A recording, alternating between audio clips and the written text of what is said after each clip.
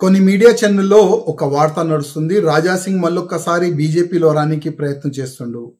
ఆయన నియోజకవర్గంలో ఉన్న కార్యకర్తల్ని ఒక బృందం తయారు చేసి స్టేట్ ఆఫీస్ పంపించిండు. రాజాసింగ్ మళ్ళా అప్పుడు ఎందుకు రిజైన్ ఇచ్చిండు, మళ్ళీ ఇవాళ ఎందుకు ప్రయత్నం చేస్తుండని కొన్ని మీడియాలో ఒక వార్త నడుస్తుంది.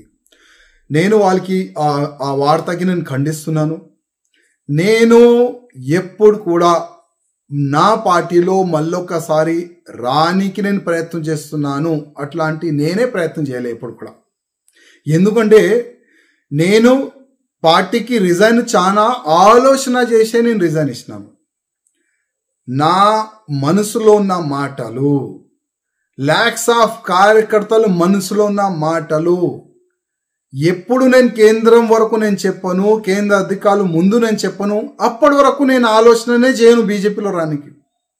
ఎందుకంటే ఎన్నో సంవత్సరాల నుంచి పార్టీకి ఎవరి వల్ల నష్టం జరిగింది అది నేను కేంద్రంకి చెప్పాలనుకుంటున్నాను.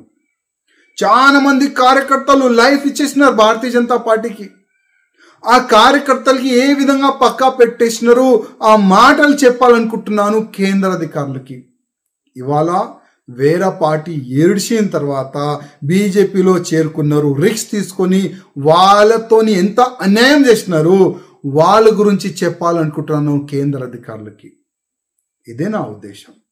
Next Bharatiya Janata party government తెలంగాణలో రావాలంటే ఏమి చేస్తే బాగుంటుంది అది కేంద్రంకి చెప్పాలనుకుంటున్నాను. దాని వెనుక ఏమీ కూడా ప్లాన్ లేదు, ఏమీ కూడా కుట్ర లేదు. ఆ రిజైన్ వెనుక ఏమీ కూడా కుట్ర లేదు. చాలా మంది యూట్యూబ్ ఛానల్లో నడుపుతున్నారు, మీడియా ఛానల్లో నడుపుతున్నారు.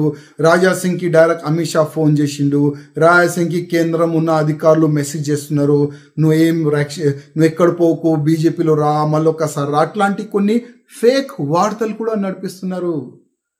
అట్లాంటి మెసేజ్ వచ్చే అంత పెద్ద వ్యక్తి నేను కాను. అమిత్ షా గారే డైరెక్ట్ నాకు ఫోన్ చేస్తున్నారు, కొన్ని వార్తలు నడుస్తున్నాయి. నేను అంత పెద్ద వ్యక్తి కాను.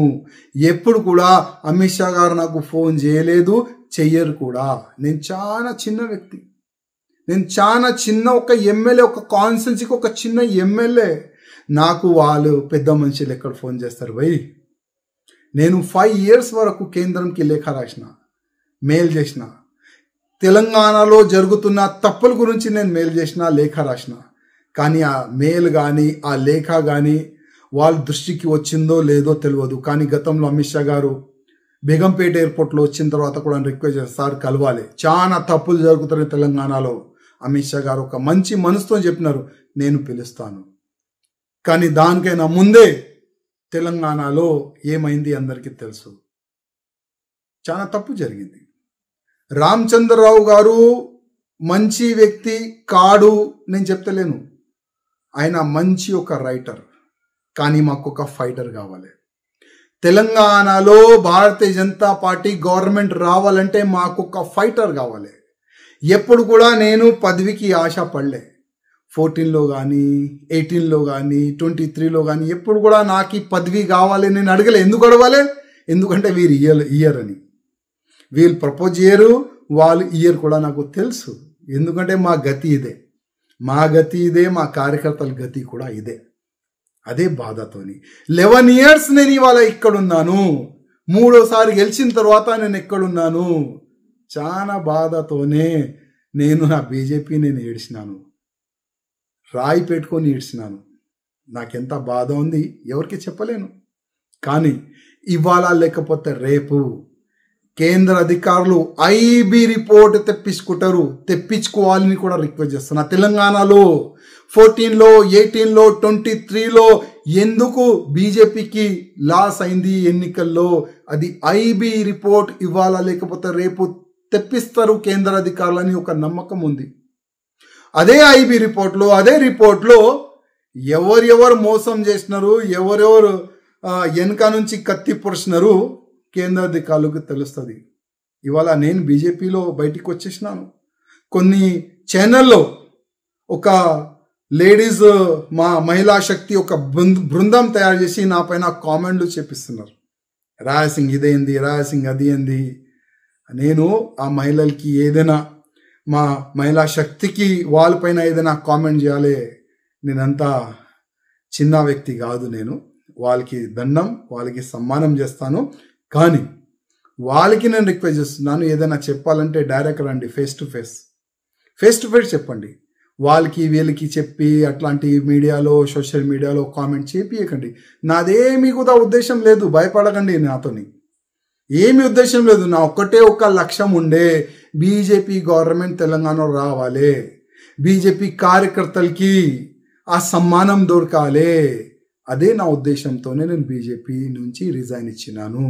మిగతా ఏమి కూడా ఉద్దేశం లేదు.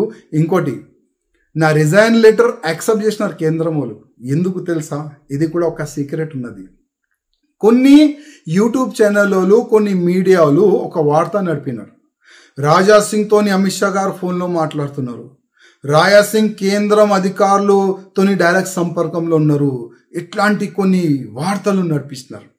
అదే వార్తలకి ఇక్కడున్న కొంతమంది దొరలు కటింగ్ చేసి కేంద్రంకి పంపిస్తున్నారు. చూడండి, రాజాసింగ్ ఇట్లాంటి ఫేక్ వార్తలు నడిపిస్తున్నారు అని కేంద్రంకి ఫేక్ ఇన్ఫర్మేషన్ ఇస్తున్నారు.